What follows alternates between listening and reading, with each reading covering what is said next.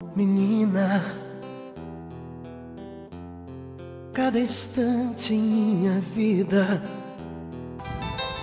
Bruno e Marrone e a canção Menina, você conhece?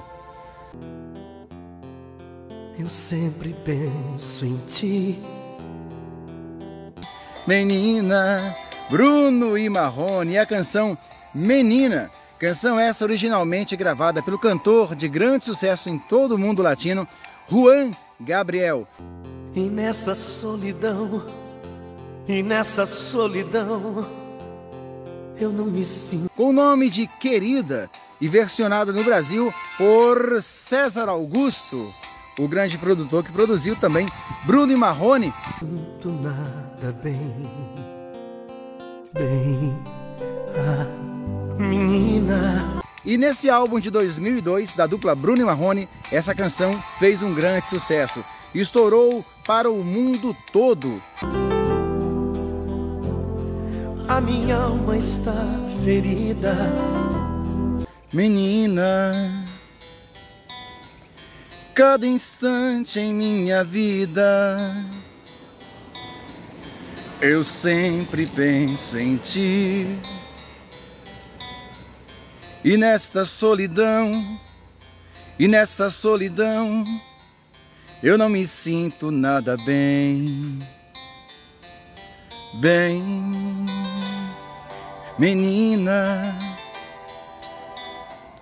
A minha alma está ferida, te lembro e choro todo dia. E nesta solidão,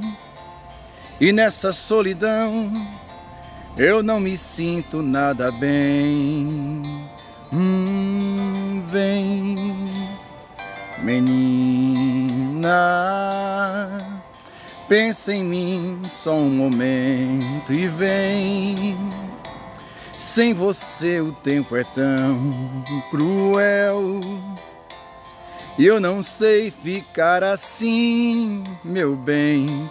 Vem, vem. Você já escutou essa versão cantada pelo cantor Juan Gabriel?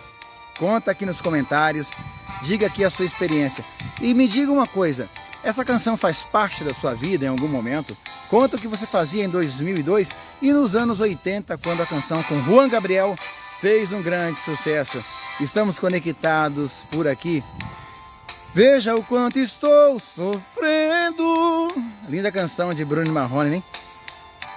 Pois é.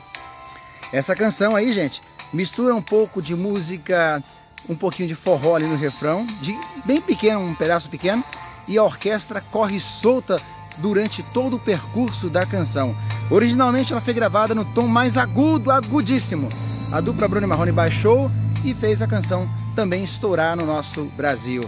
Um abraço a todos e estamos conectados.